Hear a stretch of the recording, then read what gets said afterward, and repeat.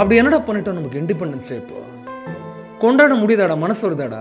இங்க உண்மையான அன்பு கூட காட்ட முடியலடா. ஜாதி தான்டா பெருசா இருக்கு. என்னத்துக்குடா இங்க இண்டிபெண்டன்ஸ் டே?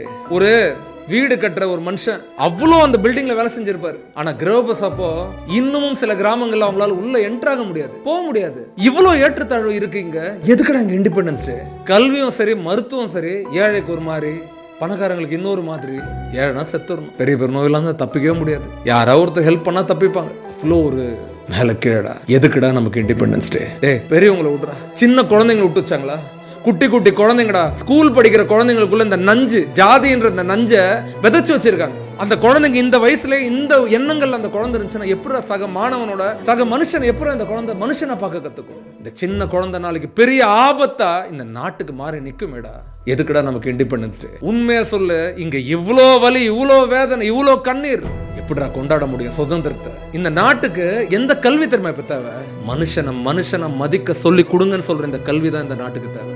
நான் சொல்றேன், எப்ப தெரியுமா உண்மையான சுதந்திரம் நம்ம அடைஞ்சோம்? எப்போ? இந்த புக்குக்காகலாம் இல்ல, நம்ம எல்லாரும் ஒண்ணு, இங்க யாரும் டிஃபரன்ஸ் இல்ல, அந்த புக்குக்காக சொல்றதெல்லாம் இல்ல, உண்மையாவே இந்த உள்ளத்தால இந்த மனசுலாம் ஒண்ணு, நம்ம மனுஷங்களாம் ஒண்ணுன்னு எப்போ நம்ம புரிஞ்சுக்கிறோமோ அப்பதான்டா அந்த நாட்டுக்கு உண்மையான சுதந்திரம் கிடைச்சது.